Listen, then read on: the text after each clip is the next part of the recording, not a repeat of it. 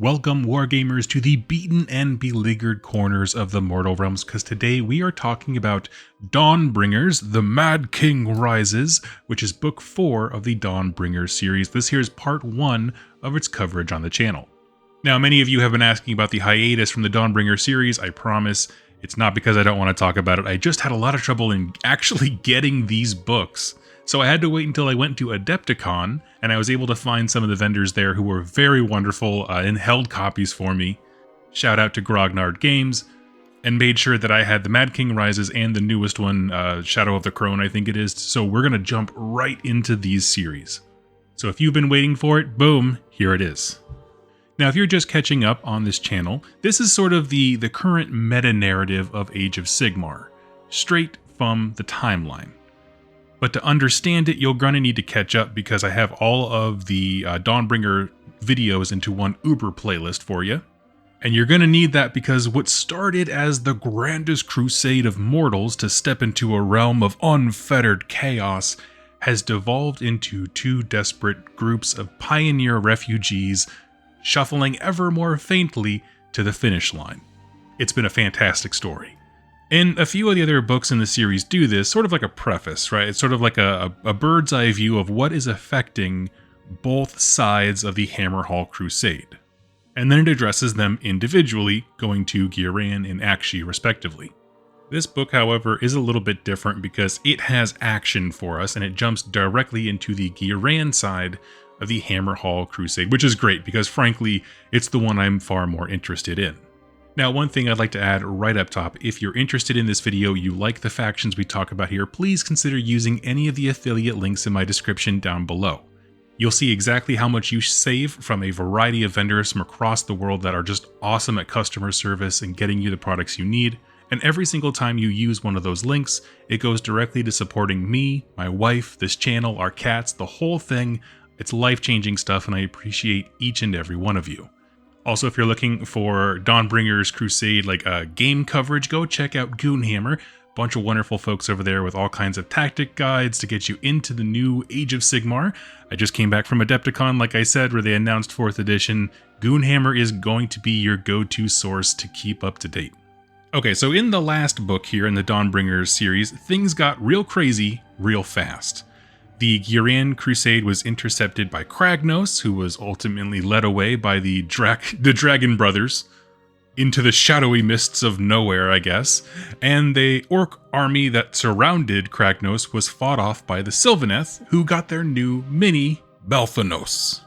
But one thing they pointed out very quickly here is that Belthanos, while he is following the orders of Alariel, to help the crusade, he's really there to hunt, right? Helping the crusade at that moment was sort of a mutually beneficial thing to Belthanos' actual mission of hunting. He is a creature that is infused with the power of the hunter god Kurnoth, and really the point is, he's not staying with the crusade. And so he makes like a tree and leaves, taking all the rest of the Sylvaneth with them. So at the end of that story, they gained some friends, and then some departed from them on good terms, mind you.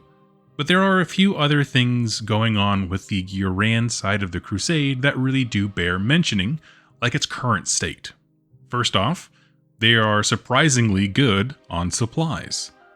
They lost a lot of lives in all this journey so far, but not the metaliths. Those are like the floating rock formations that kind of use them as pack mules and built-in fortifications, that kind of stuff. So presumably, if they can reach their destination, they're actually still looking really good on successfully establishing a city. Their leader, Marshal Thorian, has become a real galvanizing force amongst the crusade. Not like the religious leader over on the Akshi side, but more like a force of character. She went toe-to-toe with an ogre boss in the last book, and while it nearly shattered her, it did unlock some nascent, power within her. Her hand, which was torn up from the ogre swatting her shield away, had now kind of like a faintly green glow to it. There were small bits of bark growing on it. She is clearly infused with Ghyran magic in some capacity, and she gains a reputation and even a moniker, the Dame of Leaves, which I am sure sounds really cool with like a smooth and posh British accent, but I hear Dame of Leaves in like my heckling voice from people in New Jersey when I grew up. Like, hey, look, it's the Dame of Leaves. What's next? The Toots of Twigs, the Broad of Branches. And I don't want to joke too much because she's actually one of my favorite characters and it's a super cool name. But I read that and I had to reread it a few times for that to sound like, oh yes, the Dame of Leaves. I'm sure it sounds very cool. That is my own brokenness slipping in here. But anyway, the crusade is headed north through a thick forest of the area called the Neck. Basically, it's a narrow strait that there's simply not a lot of information on. It's kind of like a narrow stretch of land that connects two continents. And so it is kind of the neck that goes between two worlds. Now, approaching this, Thorian knows that there's not a lot of information, and so she begins to lean very heavily upon her scouts, right? This becomes critical. At the same time as all of that is happening, they're still being assaulted by the melancholic plagues of Nurgle, random attacks by orcs, usual Ghyran stuff. And the story kind of picks back up for us in this narrative with the scouts reporting back something that is truly unexpected. A wall of bone. Now, death armies are not terribly common in the realm of life. It's not generally their scene. Doesn't mean they can't be there, but it's just not their natural habitat. But this crusade walks into an open strait, and sure enough, there's like a wall, like a mega wall. It goes from horizon to horizon. It actually divides the neck. And the scouts are coming in, right? They keep coming in from further west and further east, and it just keeps going and going. It is a continental divide defense line that no one knew existed. Almost like it's being quarantined somehow. Now, the Ghyran Crusade is looking at this, and as the reports are coming in, we're getting a lot of information and making a few logical observations. It is, without question, an Ossiarch Bone Reaper's construct that has all the hallmarks of their artisanship, the little, artistic edges and designs. This is clearly not something that's put together by, say, a White King or something like that. There are little towers along the wall that each emanate a little bit of death magic, but like a very, very small amount. In fact, all the scouts confirmed the wall looks pretty beat up, like maybe these were exuding massive amounts of magic and keeping the area kind of undead before, but it seems to have really taken a hit. And there's some debate, like, okay, is it falling into disrepair because the Ossiarch Bone Reapers are no longer here, right, and it's just kind of fallen apart over time, or was it taking a hit with the magic that happened during the Rite of Life that Alariel did? Was there another army or Nurgle that came in and kind of atrophied the wall? And it's as they are discussing these options that an Ossiarch Bone Reaper emissary appears on one side of the wall, and he projects a whisper that the whole crusade can hear with an offer. Which, that has to be so creepy. You just see one tiny little silhouette on this wall in the distance, and then everybody hears the whisper as if they're standing right next to them. That's creepy as all get out. And here's the offer. Leave now, and we're not going to come after you. Even better, if you decide to settle a city within eyeshot of this wall, I'll even hold off the bone tithe that we're going to collect from you for 100 years. Now that's a heck of a bargain in Ossiarch Bone Reaper terms. Go away, or I'm not going to force you to go away, but if you choose to stay, there'll be taxation. Marshal Thorian essentially tries to stall him to give her lead engineer a chance to think about this, right? Essentially being like, okay, I need you to think about worst case scenario. If we have to get through this wall, how are we going to do it? I'm going to go slow things down. And I really like to imagine the stalling negotiations with the Ossiarch Bone Reapers. Like, well, okay, hold on, get all rules lawyery about it. When you say within eye shot, does that mean your eyes? Because you, sir, have no eyes. What is your eye shot? Let's get to the details here. When you say 100 years, which calendar are we talking about? And because we were thinking of making our own calendar where it only, kind of does once every 7 years is a year for us, like dog years. Rules lawyering. I like that kind of stuff. That'd be kind of fun. Eventually, the Ossiarch Bone Reaper guy is just like, no more, and he just attacks. Armies start mobilizing, and the Crusade does the coolest trick that they have done this entire book series, in my opinion. Instead of hitting these walls with traditional artillery, which the Ghyran side of the Crusade does have, just not nearly as much as the Akshi side, their engineer loads the cannons with massive seeds called Weirdrons. That's Wyrdrons, Weirdrons. Now, we learn that the original design for these weird seeds was to plant a border along the city. When they hit the ground or whatever they're going to be planted in, they explode outward in growth and form massive barbed plants that choke the ground. The idea being, you decide where your city is going to be and you can create a natural barricade around you exceptionally fast to give you more time to do more secure kind of defenses, which is really cool. And they get fired into these Ossiarch Bone Reaper walls, which again, were a bit kind of falling apart already, and they explode with growth. Because the engineer, while Thorian was stalling, noticed all the weak points in the fort, and having something blow up with life magic specifically and growth from inside the walls collapsed whole sections of it. And it turns out most of the Ossiarch Bone Reaper army was like along the walls, so they went down with it. At this point, the Crusade kind of gets themselves together and they just make a beeline directly through this caved in wall section. There's not really a lot of detail about this particular fight, other than the Ghyran side punches a hole and they make their way into what seems to be some kind of cordoned off Ossiarch Bone Reaper empire that no one knew about. But we do learn a few things as this encounter is going on. First of all, Death is doing something big in Ghyran. The Ossiarch Bone Reapers are renowned for constantly pushing their lines forward. Why are they stopped? What would stop the advance of them?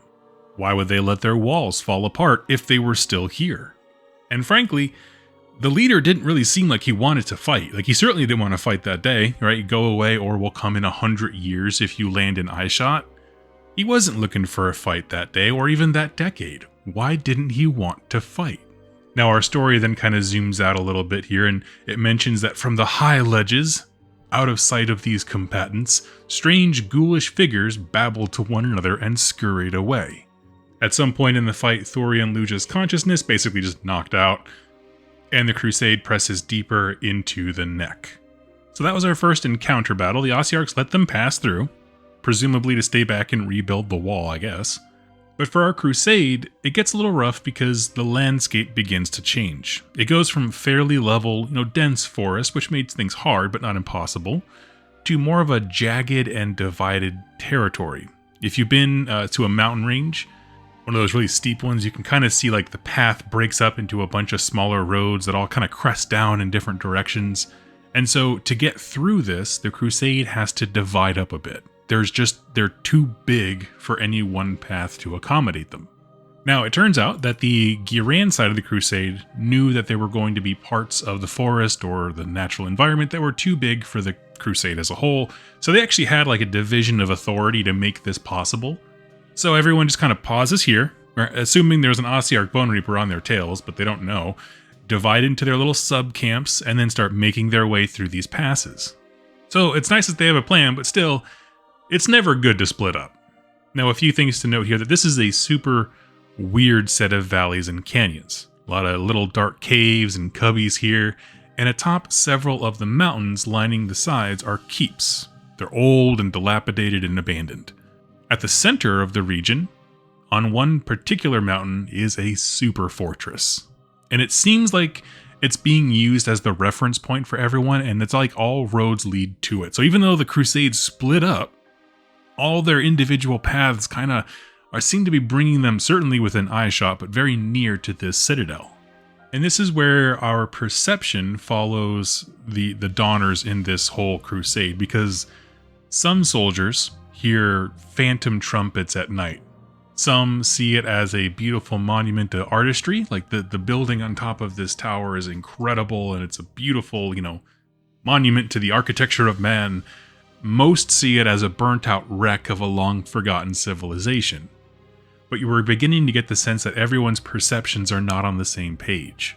Either way, everyone's attracted to it and immediately repelled by that idea of going there at the same time. That is, until a chance meeting. As Thorian's honor guard move through the valleys, they're beginning to pick up traces of arcane magic that they know somebody else is in the area, right? Something else is loose in these canyons with us. But it seems to be an arcane power that feels rejuvenating instead of foreboding. There's not this looming chaos sense, it's like a light in the darkness. And they chance upon a small warband of stormcast Eternals led by Astria Soulbright. I did a dedicated video on her, but in very short, she is a named Knight Incantor, or Lord Incantor, or whatever she is, who rides a Dragolith, and her eternal mission is to find a way to fix the flaw in the Stormcast Eternal reforging. She studies the magics of life and death. Specifically, she studies vampires, and she wants to unlock the secret of a seamless resurrection and a way to beat death. That search brought her here, and there was an awesome story about it on Warhammer Community about her kind of like following the pieces of undead armies that brought her to this point. And at this point, the two groups, right, the Stormcast and the cities of Sigmar, take inventory of one another, and they come up with an agreement. Thorian, who has since woken up, will aid the Stormcast Eternals in exploring that big castle on the top of the rocks to see what secrets of death magic may be within it. Afterwards, Astria Soulbright and her Stormcast Eternals will escort the crusade through the neck. And it seems like a win-win. This is the kind of like tit for tat that we see a lot in the grand alliances of order, right? I have a very short-term objective, help me achieve this, and I will help you achieve your longer-term one. So, this honor guard and a bunch of Stormcast Eternals begin all walking up to this castle on a hill. And I like how the book calls out how nice Astria Soulbright is, like very specifically, because as they approach this thing, the types of delusions that we chatted about in the Flesh Eater Court series begin. And any other Stormcast Eternal would have just killed all of these humans immediately who mentioned it. Generally speaking to the Stormcast, once you and those mortals aren't seeing the same thing, you kind of become a liability. But Astria, as a scholar, is noting their perceptions. She's trying to put the pieces together of what are we dealing with, right? She's looking at the mortals as like, okay, there's a reaction happening. What can I deduce about it? She's understanding they're all kind of going a little insane, but not incoherently insane. There's some kind of form to it. At this point, they crest the hill, the castle's right there, and the gates burst open and thousands upon thousands of ghouls spew out. So many, in fact, that Astria immediately realizes we are in huge trouble. The wall of ghouls comes right at them and stops dead in their tracks about a spear's length away. Not like actually dead, but the crowd came to a full stop and was just hollering and chittering and screaming. Imagine thousands of these things just right in front of you. They run right up to you, and then you just stop and are yelling at you.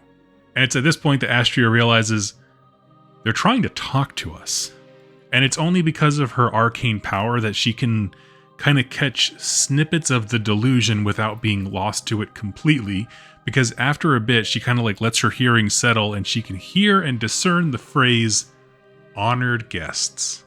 After a weird pause, a vampire walks up in the center of the Flesh Eater Court throng, and she speaks plainly to the forces of order. No harm is going to come to you here. The Summer King welcomes you to dinner. And our scene drops. Now let me point out, this vampire lady is the snake tamer that just got her box a little bit ago. And we are going to do a deep dive on that because there's a much larger plot going on that she represents that I'm very interested. She deserves her own video. But we're going to pause here because we are all set up for the dinner party of the century. And I am very excited for tomorrow's video. So let's take a step back here and ask, as we always do, why is this cool? Well, first of all, the fact that they found a way to fit 3 death armies into a single story. You've got Ossiarch Bone Reapers at the gate, Flesh Eater Courts with the ghouls, and that vampire is a member of the Soulblight Gravelords. And honestly, they all feel like they're interacting like they should. The Bone Reapers don't care about tedious plans. They have a very straightforward solution. In this case, well, their job is to just stand there and guard the wall, which they didn't do so well. The Flesh Eater Courts are accurately depicted as mad raving lunatics, and the Soulblight Gravelord vampire there with the snake, she is all kinds of awesome and just walks confidently amongst the madness. Individually, these scenes weren't much, but collectively, they show you a really cool idea of what the Grand Alliance Death ecosystem could be like. How they all play off one another, they use one another for machinations. It's really cool. Marshal Thorian continues to be my favorite hero of this story so far, an absolute icon.